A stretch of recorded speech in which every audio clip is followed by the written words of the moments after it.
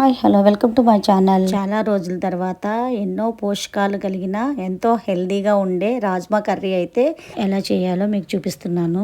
ఈ రాజ్మాల్ని 8 అవర్స్ అయితే నానబెట్టేసుకుందాము. రాజ్మాలు అయితే బాగా నానిపోయాయి కదా, అవి కుక్కర్లోకి తీసేసుకుని 1 పించ్ పసుపు, 1 స్పూన్ ఉప్పు, 1 స్పూన్ కారం వేసి 1 గ్లాసున్నర వాటర్ వేసి రాజ్మాల్ని మెత్తగా ఉడికించేసుకుందాము. ఎంత లేదన్నా ఒక 6 విజిల్స్ అయినా రావాలండి. అలా అయితేనే బాగా ఉడుకుతాయి రాజ్మాలు.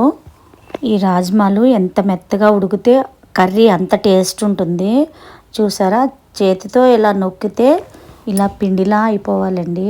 చూసారా, ఇలా అయితేనే కర్రీ రుచిగా ఉంటుంది.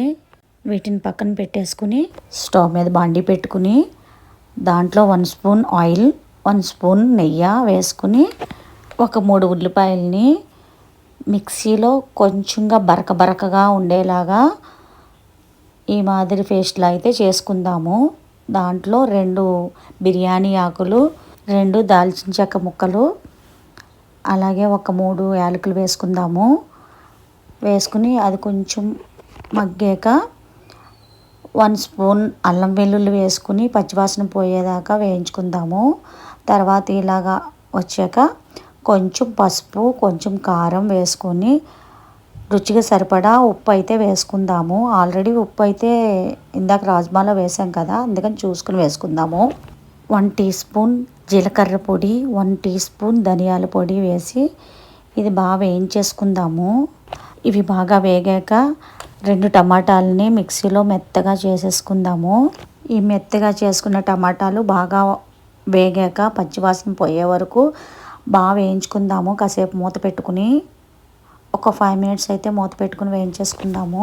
ఈ టమాటా గుజ్జంతా దగ్గరికి వచ్చేలాగా బాగా ఉడికించుకుని మనం ఇందాక ఉడకబెట్టుకున్న రాజ్మాలు ఉన్నాయి కదండి, ఆ రాజ్మాల్ని ఉడకబెట్టిన వాటర్ మిగిలింది కదా, ఆ వాటర్తో సహా దీంట్లో వేసేసుకుందాము.